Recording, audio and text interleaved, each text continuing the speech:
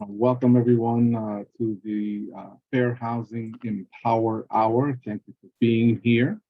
And we're going to get started in a brief moment here, just letting people uh, meander in. So give us another minute or two and we'll get started.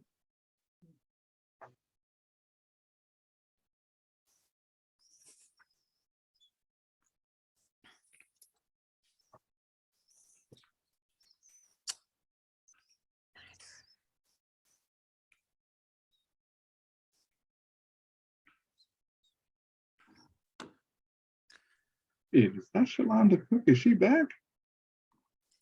I am back. Welcome back. Thank you. Good to hear from you.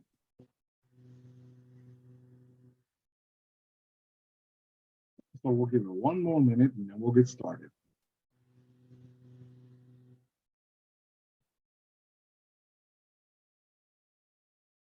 And so while we wait for that minute, I again will welcome you all to the Fair Housing Empower Hour. Our subject today will be redlining yesterday and today. I will remind you that it won't be necessary for you to be on camera. However, when we get to the Q&A portion, you're welcome to come on camera, ask your questions. If you have a burning question that you'd like answered, I'll probably save it for the end, but put it in the chat. Amanda, who is helping us out with our technical stuff today, she'll keep track of that as well and make sure that I don't forget to answer your question. No. And then if you're not presenting, obviously I'll ask that you put yourself on mute, just so that we are all able to avoid any feedback. And with that, we'll go ahead and start sharing the presentation.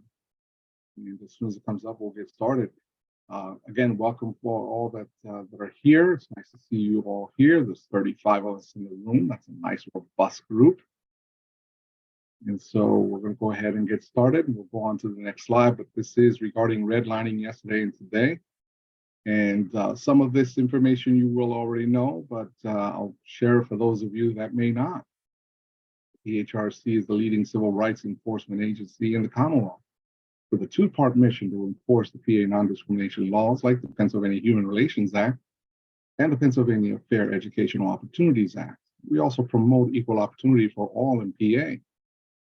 Slide, and the way we do this is through our various involvements with different entities. We get to this next slide here. There we go. So we have the Community Relations Activities Task Force, the PHRC Advisory Councils, which are throughout the Commonwealth. I believe we have something like 12 that are active and overseen expertly by our outreach coordinators.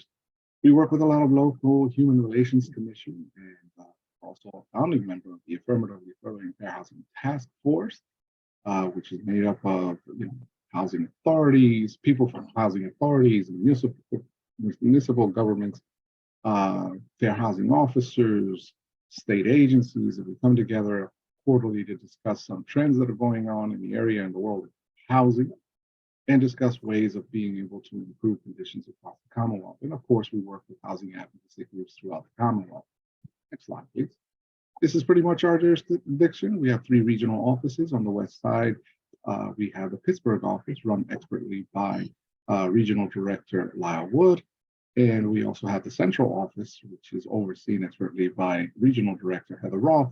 And our Southeast Philadelphia regional office is overseen and run expertly by Regional Director Robert Lindsay. Slide. So, non-discrimination laws in Pennsylvania include the Pennsylvania Human Relations Act, and it covers non-discrimination in employment, housing, which we're going to focus on today, commercial property, public accommodations, primary and secondary education, and of course, the PA Fair Educational Opportunities Act is for post-secondary education. And as far as the fair housing laws, obviously, the Fair Housing Act, Section 504, the Rehabilitation Act, the Americans with Disabilities Act. And then we always say that the federal provides the floor and then we provide the ceiling. So as you go to the different levels, you can find expanded protection. So when you come to the state, you'll have a bit more protections, but you also get even further protections when you go into local ordinances. And one example I'll give you is State College has a protection for source of income, as does Philadelphia, but that is not a protection or a protected class under the Pennsylvania Human Relations Act, and it's not a protected class under the Federal Fair Housing Act. Next slide, please. So what do fair housing laws cover? They cover the sale, rental of housing and housing-related transactions. So think of anything that has to do with housing in that transaction of the sale. It is covered. Types of housing covers: apartments, single-family homes, mobile home parks, condominiums, public housing, nursing homes, dormitories, and more. Could that, many people would ask, could that cover Airbnb? It depends on length of stay. These are done on a case-by-case basis. I would say that if not under the Fair Housing or the PHRA, it would be under the PHRA, probably in commercial property. When we're looking at cases and we're investigating cases, we're looking at two distinct theories. It's either disparate treatment, which is treatment that directly discriminates against a member of a protected class, or disparate impact, which is a policy that may look neutral on its face, but when applied, it impacts members of a protected class. One example of that could be someone that, a policy where you're being asked as a person with a disability, you need to pay your rent on the 10th because you don't get your government subsidy until, say, the 8th, for example. And so you would ask the leasing agent to allow you to pay on the 10th, because that's when you get your check, without incurring additional late fees. And so that would be a reasonable accommodation, even though everyone must pay their rent on the 1st. And you may be able to get grace until the 5th. After the 5th, then there's a late fee imposed. You know, that reasonable accommodation would be there because the impact of that neutral policy affects you differently and becomes a barrier to you enjoying your dwelling. Next slide, please. All right, I rushed through that. I understand that. And it's not out of respect, it's just that there's a lot I want to cover with regards to redlining. And so let's just call that the obligatory portion of the program. And now we're going to get into the meat and bones of the program. Next slide, please. So we start with the Civil Rights Act of 1866, which basically declared all persons born in the United States to be citizens without distinction of race or color or previous condition of slavery or involuntary servitude. This is the first civil rights law, and it's still cited today in many cases. Next slide, please. I always start with that basis because I want to be able to show that there's been civil rights protection, right? And I'll put that in quotes. There's been civil rights protections since 1866, but that protection hasn't stopped redlining, hasn't stopped blockbusting, it hasn't stopped steering, it hasn't stopped restricted covenants, and it hasn't stopped exclusionary zoning. So what then? Let's take a look at some of these policies and how this came about. Next slide, please. So let's start with 1908. Los Angeles City Council passes the first municipal zoning ordinance in the US. It basically lumped all the laundries which were run by Chinese entrepreneurs into the industrial category. Okay, could everyone please mute for me so that we don't have feedback? Thank you. And so it basically lumped all the Chinese entrepreneurs together into the industrial category just to keep them out of the white neighborhoods. All right, so that's the first, and again, this is in Los Angeles City, right? But it was the first one recorded. Next slide, please. Now we move to the housing policy timeline into Baltimore, Maryland. They adopted their first racial zoning. Blacks aren't allowed to live in the white neighborhoods and vice versa. What's interesting is that the mayor at the time, Mayor Mahood is his last name. I can't remember his first name. But Mayor Mahood basically believed that, and actually he's quoted as saying, we need to quarantine the Blacks so that they do not transmit communicable diseases, and so that they do not lower the property values of our white neighborhoods, and so that we don't have any civil tension in our areas. That is what he wholeheartedly believed. Why do I say that? I say that, and you see I've sorted here the color of law. I say that because that gives you the very basis. I just gave you the 1908 example, and now I'm giving you the 1910 example. Both of those are racially motivated, okay? So when somebody comes up and says, well, no, we don't have a problem with discrimination in this country. Absolutely, we do, and we've had it. Yeah? We've had it for a long time, and it's ingrained in our system of housing. Next slide, please. 1916, the New York City adopts the first citywide zoning ordinance in the US. So unlike LA's, which is only citywide, this one applied to all of New York City. And basically it had a lasting impact on the reduction in density in Manhattan. So again, they did it for the same reason, right? So single family homes versus multifamily homes was their shtick. So next slide, please. In 1917, the Buchanan v. Worley Supreme Court rules that zoning ordinance in Louisville, Kentucky, prohibiting the sale of property in a white neighborhood to black buyer and vice versa was unconstitutional. Now remember that we're saying that the Supreme Court ruled that a zoning ordinance in Louisville that basically segregated is unconstitutional. Hold on as we move forward. Next slide. In 1924, now remember, there are zoning things already happening. In 1924, the U.S. Commerce Department publishes the Standard State Zoning Enabling Act, a model law for U.S. states to promote zoning regulations. 55,000 copies were sold, and 19 states passed laws based on it. So what, Adrian, you might say? It might interest you to know that the majority of the advisory council that put this book together were all strict segregations, outspoken segregations.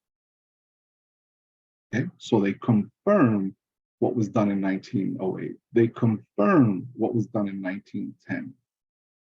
Okay, next slide, please.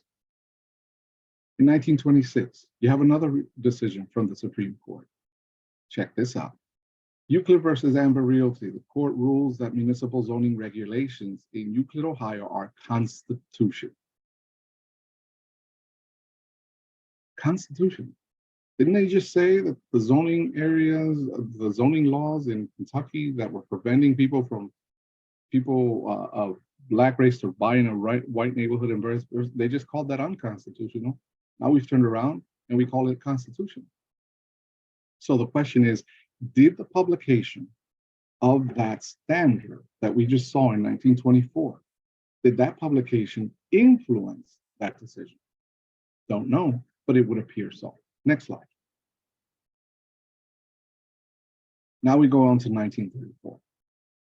1934, the Federal Housing Administration, the FHA, created to boost homeownership during the Great Depression. The FHA insures home mortgages, but only for houses well inside the boundaries of white neighborhoods. This leads to the industry standard practice of redlining, which systemically withholds credit from home buyers in black neighborhoods.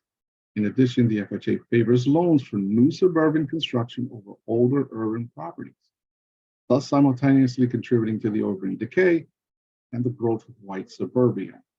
I want you to hold on to that thought as we move forward. And there's a question in the chat here, and I'm going to go ahead and interrupt here.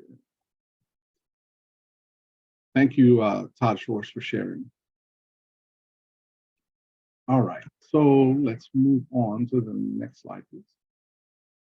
So I want to pause here because now we've gotten all the way to 1934, and I want to kind of pause here only to remind you of the following. And that is that the Fair Housing Act has two main goals. Right? The first one, which I've listed here, is the Fair Housing Act protects people from discrimination when they are renting or buying a home, getting a mortgage, seeking housing assistance, or engaging in other housing-related activities. And there are some additional protections that apply to federally assisted housing. Let's remember to keep ourselves muted until You have a question, and thank you very much.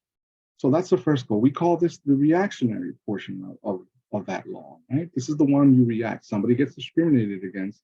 We at the PHRC are empowered to investigate, litigate, mediate, and adjudicate these cases, right?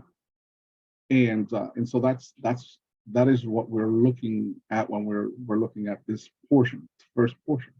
Let's go on to the next slide. This one is the second goal. It's to reverse housing segregation, or they actually call it affirmatively further fair housing, right? Which until 2015, the Obama administration really didn't have a definition as such. And so they defined it and put other mechanisms in place to kind of hold some accountability. So to ensure that we're getting rid of some of these systemic things like these exclusionary zoning laws, restrictive zoning laws, discriminatory zoning laws. It's designed to be proactive. This should be the proactive portion of the Fair Housing Act. Unfortunately, it hasn't been brought along at the same velocity, I would say, as what we do in enforcement. And so when they defined it, they defined affirmatively furthering fair housing as taking meaningful actions in addition to combating discrimination that overcome patterns of segregation and foster inclusive communities free from barriers that restrict access to opportunities based on protected characteristics or class, as we say. Right? So this is what it was supposed to do. And I put that here because as we continue to move forward and start looking at some of these other slides, I want you to see the correlation and make the connection.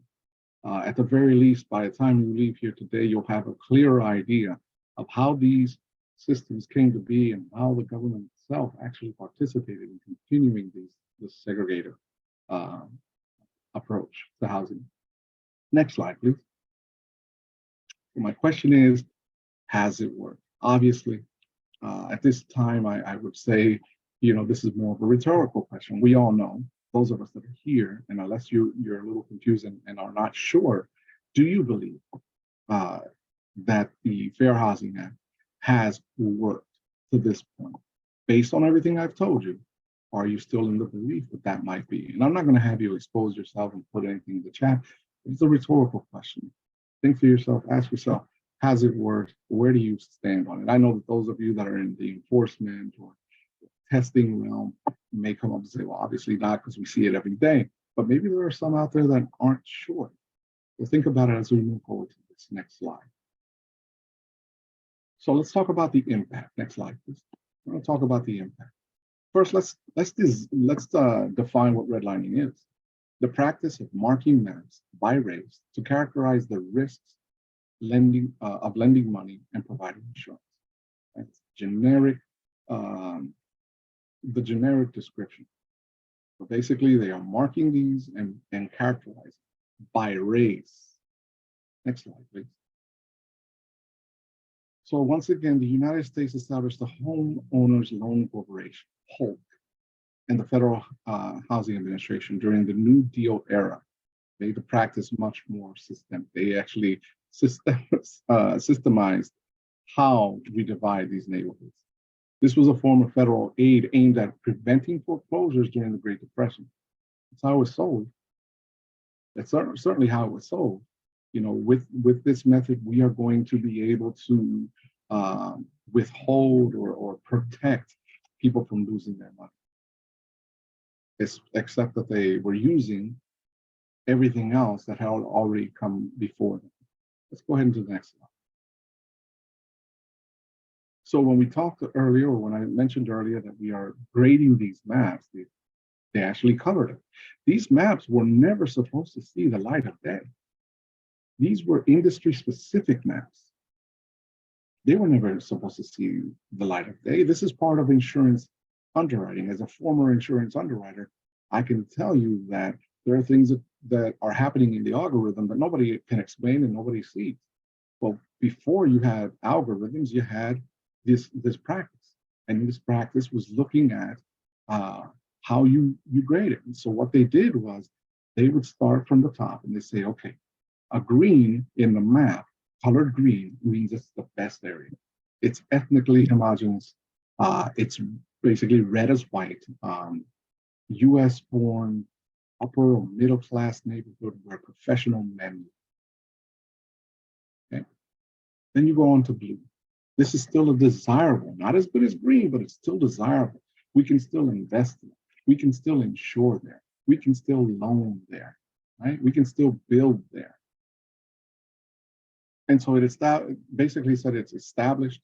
It's more or nearly all white born neighborhood with low chance of having an immigrant or person of color move in.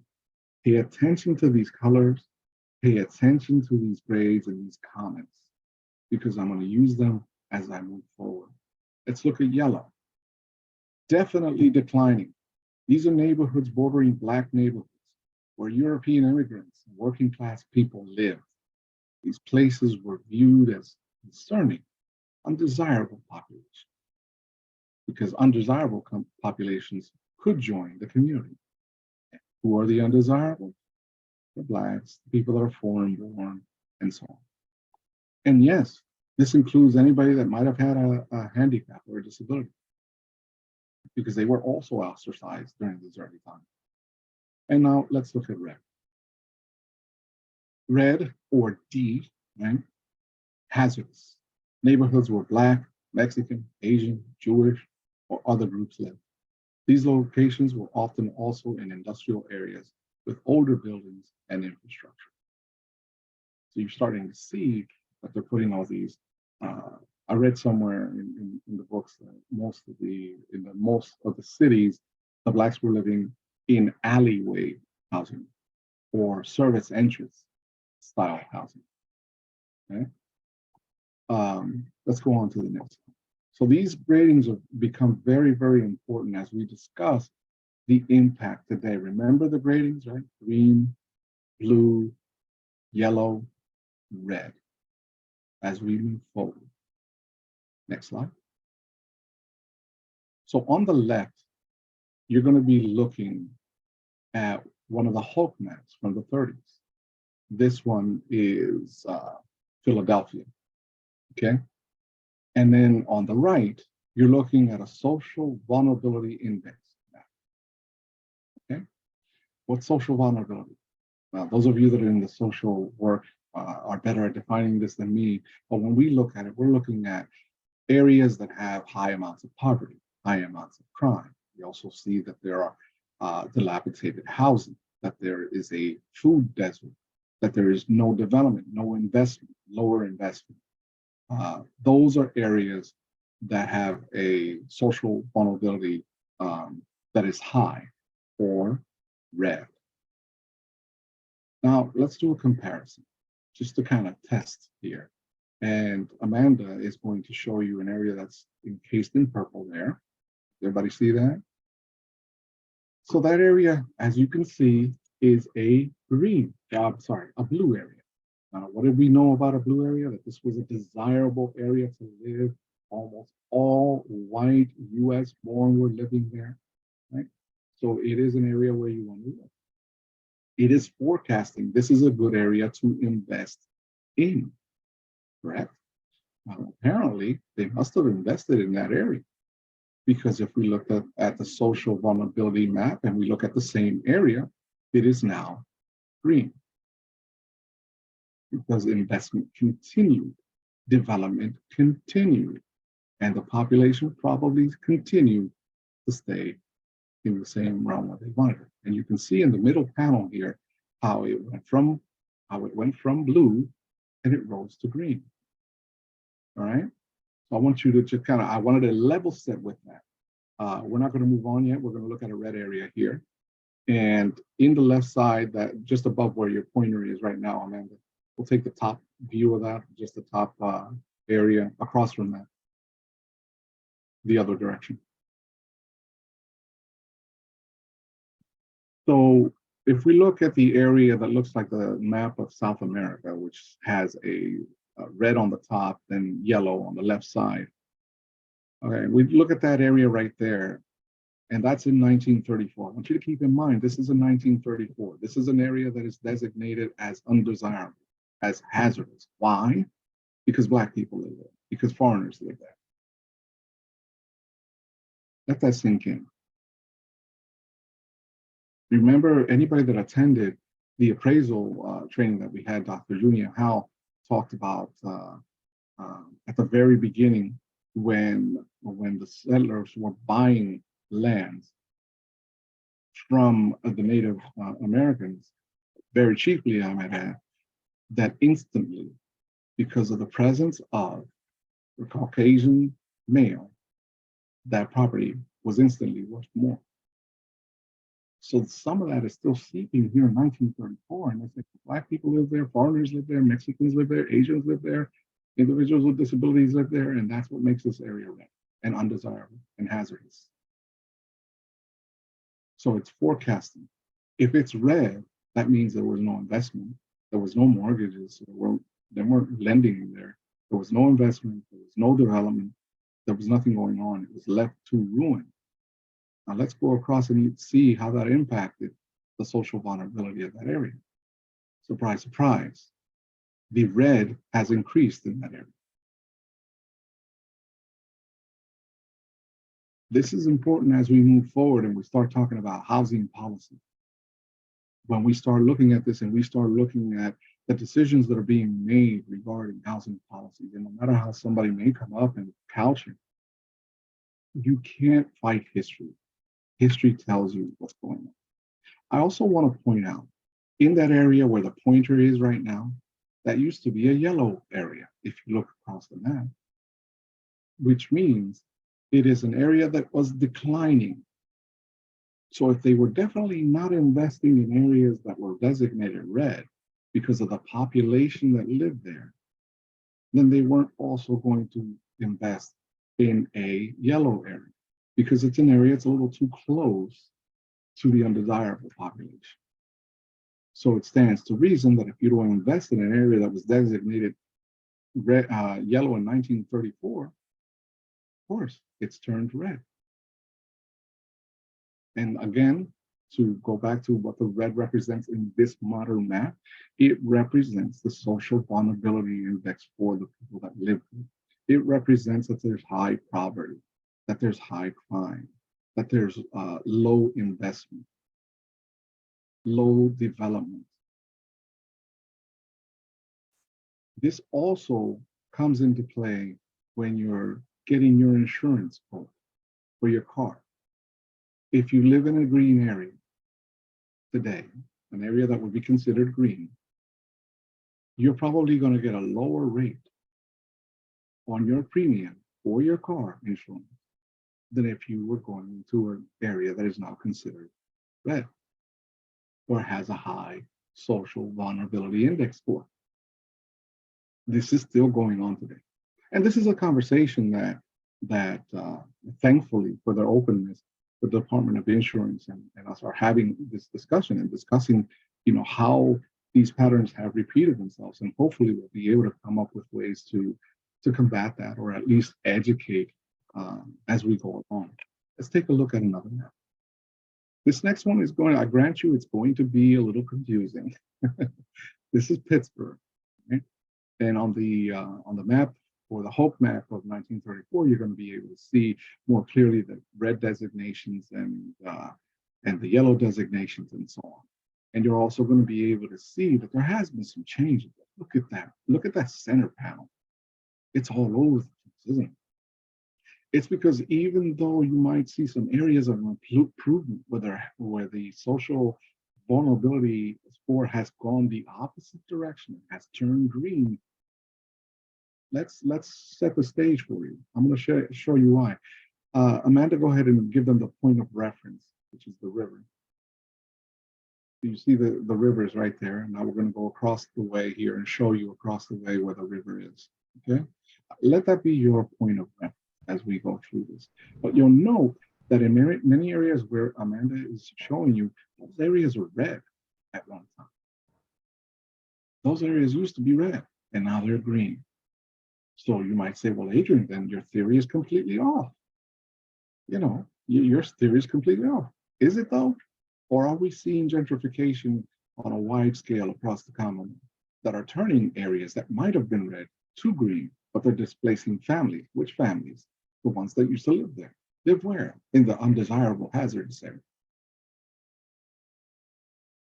Some people say the system is broken. I submit the system is doing exactly what it's supposed to be doing. Okay? So just to give you kind of a bit of an example, you'll see in the center panel where you have some green areas that have some yellow areas that turn green. Some of them stayed yellow. Some of them went red. And again, this is the ebb and flow of all of the development that people went on. I mean, that area with the river, that's area where you have the sports complex, the university, you have Google in the area. Those of you from Pittsburgh know what I'm talking about. And then some areas that were yellow are now red. We go down south from where that pointer is right now, south of Pittsburgh, you'll see that red area there. That used to be yellow, same as the adjacent area next to it. And it's still yellow today. So some things haven't changed because of the lack of investment that happened based on everything that we've been discussing so far. Let's go to one last map that I have.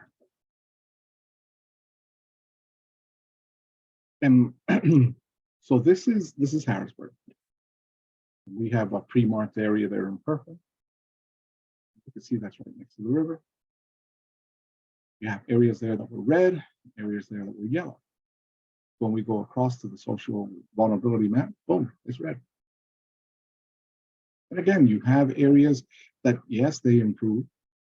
They might have gone from yellow to green, but it's the investment that was put into those areas because people believe having a riverfront property, and so they displaced people in order to have other people move in that were, quote unquote, more desirable, making it a more desirable meaning. But if you look a more desirable neighborhood, if you look, for example, Steelton used to be red in 1934, still red today. Again, these are areas where there's lack of investment, where there's lack of development, where there may be food deserts, there may be high crime areas, the high poverty index, all of this have a factor. But when you were yellow and you were forecasted to be declining, it set your future as a city or as a neighborhood. It set your future. Now, I propose this to you. Many times I talk about the lack of, when you look at some of the leading school districts in the Commonwealth that don't receive adequate funding, people always say to me, well, Adrian, that's handled through tax assessment. That's how they decide. Okay. But if you're living in an area that was designated red, that was told was hazardous, and then didn't get the investment. And the reason they didn't get the investment is because, we paid more attention to developing in suburbia, leaving everything else to decay. Remember, I read that earlier in one of the slides. So if you leave an area to decay, it's an area that's not getting investment. It's an area that's not getting investment. It's also not developing. If it's not developing, it's not putting anything into the building. Add to that the fact that it's probably near a hazard area, right? Environmental hazard. So it sets up the future for this social vulnerability index to be high on the scoring chart. Okay, let's move on to the next slide as we talk about this. So does anybody have any questions so far regarding this? Any comments anyone wants to put? So can I just go on and then we can take questions? Okay. We'll go ahead and go on. So how does this impact in detail? Let's talk about this in detail. Obviously, we've heard redlined areas are associated with a long-term decline of home ownership, home values, and credit scores among minorities, all of which continue today. Okay. There's a misspell, should be bankrate.com. I'll fix that before I send this out to people. And then education. The effects of redlining include the exclusion of minority communities from key resources within urban areas, such as educational facilities and educational investment. Health and safety. The formerly redlined areas tend to have older housing stock, which were initially left to decay, and through the years created environmental issues affecting water and air quality. And then, of course, we talked about this investment. The redline communities suffered from lack of investment in housing, education, community development since the origins of the Homeowners Loan Corporation in 19. So none of this is an accident. We saw it building, did we not? As we went through that housing policy timeline, we saw this building. And I mean, I struggle to keep this to an hour presentation, but we can throw a lot of stuff at this. But I wanted to give you more of a clear pathway so that you can see how these housing policies have affected us today, how they impact us today. And I say us because it impacts all of us, regardless of where we live. Because all of this is about greed, right? It's about having what we want to have and not being in the undesirable areas. I mean, that's pretty much what it's all about. Besides the fact that it was all racially based. And we can see through the social vulnerability index maps, we can see how it's affected. I just showed you 3 cities. I looked at the Lancaster County one that's virtually unchanged. Virtually unchanged for Lancaster City, actually. Let's look at the next slide. So how do we move forward? So we know all this, and so what do we do? What now? As Richard Rothstein says, he's actually June 1st, I believe, he's launching his next book. It's an answer to the color of law. His daughter is co-writing it with him, and they attack that. They actually say, okay, now that we know this, what now? And so that's what's going to be next. And so I've already put myself on the list to do that.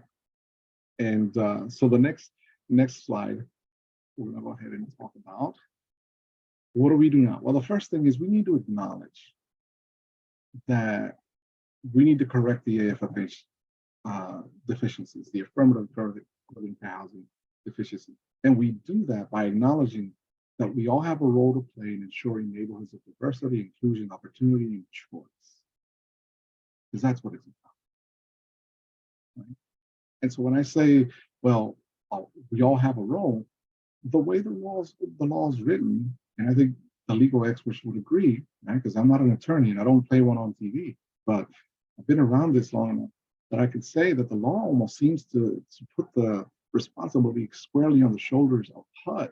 And while that may be true, HUD provides funding to a whole host of other communities that share in the responsibility to affirmatively further fair housing. So we're talking about state governments, county governments, city governments, and any governmental entity receiving federal funding. Housing providers receiving federal funding for housing choice vouchers, mainstream, badge, Section 811, et cetera. Nonprofit or for-profit housing development entities that are using low-income housing tax credits, all coming out of the same pot. Lending institutions and their Community Reinvestment Act, they have a role to play. The federal mortgage providers and lenders, the USDA and their fund recipients, and housing counseling agencies. And ancillary to this, you also have programs, right? Like the ones Tenfold has with regards to landlord mitigation and neighborhood improvement, their LIFT program. All of these are entities, though, that may not directly affect affirmatively furthering fair housing. They certainly play a vital role in allowing people to gain access and opportunity to be included in neighborhoods that otherwise they would not be included. And there are many great organizations like Tenfold out there doing the same thing, and I congratulate them for doing that, because they're the ones that are actually moving the needle one person at a time, one home buyer at a time, one low-tech development at a time, one Section 811 person at a time. Slide, please.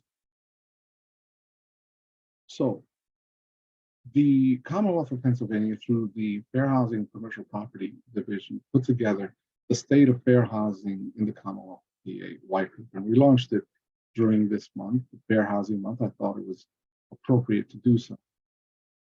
And a lot of people worked on it, from commissioners to myself and Brittany, who's on maternity leave. And so I want to share with you what our recommendations were. And why we chose those particular areas. Next slide, please. So once again, it's about fairness. It's about equality. And let's face it, it's about time. Federal efforts to enforce the AFFH mandate have not made significant progress towards its goals. I'm not blaming anyone. I'm not pointing the finger. It's just that we all, in our respective spaces, get used to doing things status quo. And in doing things and checking the boxes, we forget the people that we're here for and the reason for the initial development of these laws. So it's not pointing the finger. We put this together as a way of saying, okay, where are we as a common? And how does the Pennsylvania Human Relations Commission move forward in helping us move and affirm for the fair housing? As we see here, that the impact on protected classes, while residents have protections from extra discrimination and discriminatory housing policies, have led to systemic housing inequalities, limiting the supply, availability, and distribution of housing resources, and keeping individuals in protected classes from accessing needed housing. So what's our recommendation? Explore legislation that provides additional accountability to state agencies, local municipal governments, to ensure rules and policies with discriminatory effects are not deepening housing inequalities in PA. So what am I saying? Technically, in layman's terms, let's look at our zoning laws, which we already know and have established have a root in racist policies that come from segregation. We just have to look at the mirror and say, you know what? I could use a nip here and a tuck there. Next slide, please. How about effective statewide code enforcement? This would allow individuals and families to live in safe, healthy housing, reducing housing instability and illness, and providing consistency for housing providers who do business in multiple municipalities, right? So the issue is that according to the U.S. Housing Survey, over 234,000 households in PA live in homes with significant health and safety issues, like holes in the roof, lack of functional plumbing, broken heat, and more. These housing conditions can cause serious air quality issues through mold and pest infestations, long-term health consequences. The impact is on protected classes. Typically, people living in this type of housing are people that are disabled, single parent, female head of household, survivor of domestic violence, but certainly individuals with disability, the elderly. And so we owe it to ourselves to look at a statewide code enforcement or at least some kind of rental registry, as was suggested in a meeting yesterday. I think we need to look at that as a commonwealth if we want to affirmatively further fair housing. The bottom line is this. If we are allowing members of protected classes to live in substandard housing and we're okay with that, how is that affirmatively furthering fair housing? So our recommendation is to introduce amendments to the Landlord-Tenant Act of 1951 that will provide effective measures for code enforcement.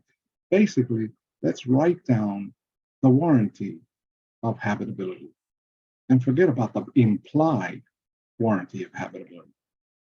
Because as long as it's implied, it's not written down, it's not set in stone, and many property managers and landlords don't recognize it, don't understand it. So I think it needs to be modernized. That's a recommendation that we would have, and we're willing to help out whoever wants to take that task on. Next slide, please. Source of income protection. This will greatly expand opportunities within the Housing Choice Voucher Program and other housing assistance programs, improving housing mobility and available housing for individuals in protected classes. The issue is that many housing providers deny rental housing to people who have housing choice vouchers or Section 8.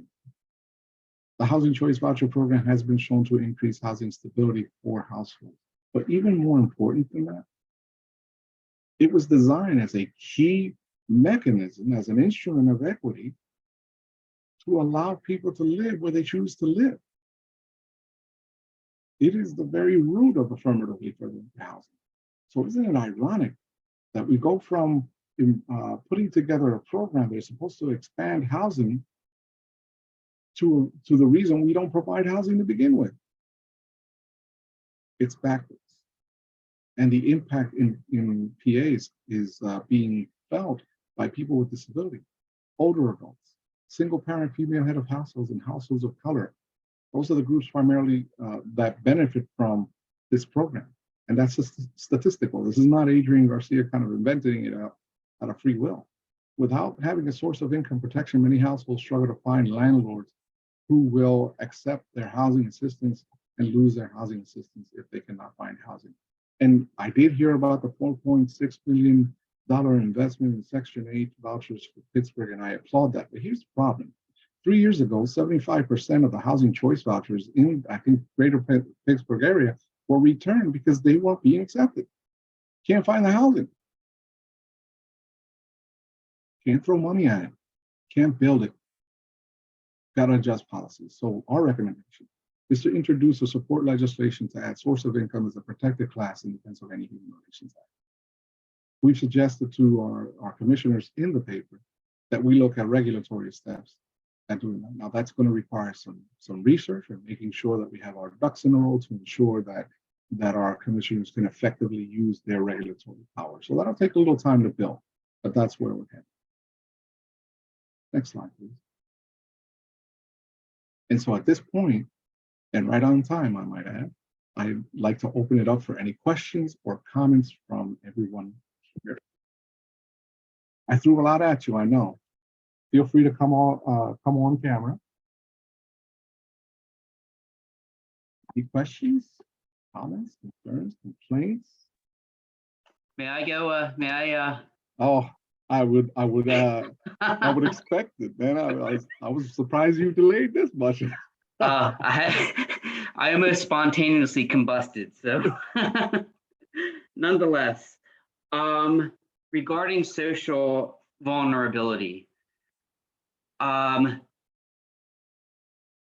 Hurricane Katrina, on the 9th Ward, first off, I have a planning background, and planners from across the country were salivating of the opportunities New Orleans had to reinvent parts of the city and redefine smart growth and the accessibility that people in New Orleans had to amenities such as transportation, shopping, work, et cetera, et cetera. Right. As you know, the ninth parish was largely a flood zone. Mm-hmm. And therefore it was a unique time to perhaps to reinvent the 9th and to build better. Unfortunately, the mayor at the time decided to build in the flood zone. Now, I don't claim to be an actuary, but I am sure that it wasn't what planners had in mind. This didn't happen overnight. This was a political process. Sure. That involved zoning, that involved permits, and everything happened. And as a consequence, New Orleans built back in a flood zone. What I would like to see in Pennsylvania is our zoning commissions, while they are filled with good intentioned individuals, most of them are part-time. Some zoning commissions are volunteers, and some zoning commissions are filled with non-zoning professionals. Again, they have good intentions, but the technical issues that they face, that they decide upon, has a profound effect on the quality of life in our neighborhoods. I would like to see a uniform standard in Pennsylvania to make all zoning commissions full-time professional. Easier said than done, I understand. But I would like to see zoning committees, people who are decision makers, filled with technocrats, filled with people who are experts in finance, experts in insurance, experts in planning, architecture, and not just people, again, while good intentions, that are, a lot of them are filled with friends of the mayor, political patrons. Yeah. And I think a lot of poor zoning happens at that level. And I would like to see that change. Thank you for your indulgence. Thank you, Todd. Thank you, Todd. I greatly appreciate the comment, and be sure to make a note and send it to me via email, because I want to be able to keep track of these suggestions as we move forward and as we talk. And I will say this: I know that the way I presented this information seems a little more in your face, as you say, but I mean, you can't help it. The numbers are there, and it's frustrating. However, this isn't about finger pointing. This isn't about calling out one or the other. This is about facing the reality, being uncomfortable, having an uncomfortable conversation, and facing that reality and saying, we can do better if we work together. Because a lot of the people in those zoning boards and commissions, they had nothing to do with those zoning laws that were written. But we all have a responsibility in improving situations. Thank you so much for that comment. Anyone else? Hey, Yes, Adrian. go ahead. This is Peyton Gutierrez from Southwest Pennsylvania Legal Aid. Hey, Peyton, how's it going? Great. So I guess the question is twofold. Does the PHRA provide its own mandate to affirmatively further fair housing within the Commonwealth? If it doesn't, is there statutory authority that provides the PHRC to create one through the regulatory process and rulemaking? And if so, yeah, I guess is that something that's been looked into due to the lack of a AFFH mandate, federal AFFH mandate with teeth? very good. I love the question, and this white paper kind of puts us on the first path to that. Right. First, we face the reality of what is, and where it comes from, and be able to advocate for certain points and formulate partnership with agencies across the Commonwealth, departmental agencies across the Commonwealth, to figure out where we can partner and make policy corrections or enforcements with what already exists. Right. Because if we go after the legislators, priorities change in legislation. So this is the first step. We do have some regulatory authority. And when we're doing a AFFH, that's more of a Commonwealth-wide effort, more so than a regulatory effort. We have regulatory authority to look at areas where we believe members of protected classes are being impacted most and putting some teeth to the PHRA. But when it comes to affirmatively furthering for housing, I would submit to you this. Commonwealth of Pennsylvania is doing some great things, but we're doing these in silos, and we're not really working together and saying, wow, what we're doing collaboratively is affirmatively furthering fair housing. And so to be able to kind of come together, this is why the Affirmatively Furthering Fair Housing Task Force is important, because if we can get these other bodies in here and get them involved and discuss the white paper and discuss trends that are going on across the Commonwealth, then that body together can put together position papers that can go to the legislator and say, we as Commonwealth of Pennsylvania need to define what affirmatively furthering fair housing looks like. And we can do so because we're already doing the work. We just need to be able to package it so that everyone can see what we're doing. And then the legislator can define and say, you know what, this makes sense, and it is a mandate in the federal law for us to do. Does that answer your question? Yeah, it does. Thank you. Thank you, Peyton. Anyone else?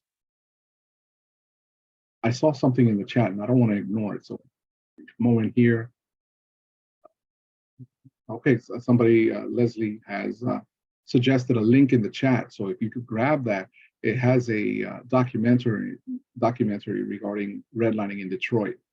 So if you've not seen that in the chat, grab that link. Thank you so much, Leslie. I'm not 100% sure that it is still available. Mm-hmm. It's out there on some platforms. During lockdown, I just started consuming a ridiculous amount of documentaries, most of which had to do with civil rights. Nice. And this was on, and I got to watch it with my mother, who grew up in Detroit, and they were showing neighborhoods that she knew And so it was very, very eye-opening. It is. It is. Thank you so much for sharing, Leslie. Anyone else? Adrian, I have a question. Sure. I am the co-chair of the Diversity, Equity, and Inclusion team of Domestic Violence Services of Southwestern Pennsylvania. Gosh, that is a mouthful. Jeez. Thank you for so much helpful information. And in addition to our survivors dealing with the issue of domestic violence, of course, they have to deal with, unfortunately, the discrimination of the housing issues. And you had touched upon the domestic violence issue. And I know a lot of times, since we're in 2023, so many times people will say, go to this website, et cetera, et cetera. Yeah. And sometimes because they're dealing with just the fatigue or just not even the wherewithal, mental health issues, or maybe not having the resources to have the internet, having access to the internet. And we know for moving forward, in order for things to change, people need to vote, et cetera, et cetera. In order for something to happen for somebody today, is legal aid and or human relations, the people who the survivors need to call in order to make something happen if our survivors feel like they've been discriminated against to make something happen. You mean regarding their particular case? Right, if they feel like they've been discriminated against for the house in a housing situation. Yes, it's because we have Southwest Legal Aid here. I'll let Kirsten chime in. I will tell you that in some cases, for example, even though there's not a protected class for domestic violence survivors on the PHRC end, we look at these on a case-by-case basis, and we may be able to have a complaint filed on the basis of sex, because of the national statistics that state that victims of domestic violence are usually more female than male, and based upon the treatment, disparate treatment. And we had a case that we looked at like that. But I'll let Kirsten chime in as well. Excuse me, I didn't mean to say that it was just domestic violence. I was just saying on top of the other protected class, if it's Right. race or something. Sure. Okay, I just wanted to make sure that Absolutely. I was clear in asking the question. Okay, thank you. No problem. No problem. Kirsten, did you want to chime in? I think she's still here. She might have been called away. But that would be one resource for you, and also FHP, if depending on whether if they're in the city proper. If they're in Pittsburgh, they can reach out to FHP. If they're outside of the city, certainly call Southwest Legal Aid. Okay. Any other questions before we disband for today? Thank you. Sure. I want to let you all know before you sign off that immediately after you sign off, a survey is going to pop up. If you wouldn't mind going through those questions quickly, answering those, it gives us insight as to the information provided. It also will give us insight as to other future trainings that you'd like to see us cover. And that's informative to us because then it allows us to make a more intuitive training for people based on what they want. So please do me the favor of filling out that survey. It will not take you more than a minute and a half. And while I'm on the subject, I also want to thank our folks from DHI, Cassandra, Chantel, Abby. Thank you so much for the services you provide and making sure that the information we provide is equitable and being able to communicate to the community of the hearing impaired. And if there are no further questions, I want to thank you once again. We will see you next time that we hold another Fair Housing Empower Hour. Until then, have a great day.